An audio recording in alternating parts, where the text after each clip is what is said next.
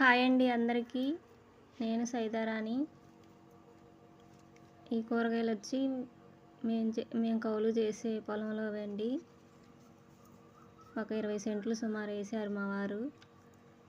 మొదటి పంటగా పత్తి వేసాము. పత్తి పంట పోయిందండి ఈ సంవత్సరం అకాల వర్షాల వల్ల. రెండో పంట కింద ఒక 20 సెంట్ల భూమిలో ఇవి వేసామన్నమాట. వంకాయ చెట్లు ఏమో 10 ఏమో వేసాము. దోసతీగ అదే మొలిసిందంటండి పక్కన, కానీ మొత్తం చేదులే అయినాయి.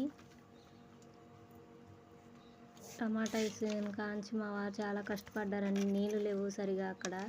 ఆ మొక్కను బతికించడానికి ఇంటి దగ్గర నుంచి రమ్ముల్లో నీళ్ళు పట్టుకొని ట్రాక్టర్లో తీసుకెళ్ళి పోసేవారు. వర్షం పడిద్దేమో అని చూసాము, కానీ పడలేదు. పొలంలో బోర్ ఉంది కానీ అవి 30 వంగలే నీళ్ళు వస్తాయండి.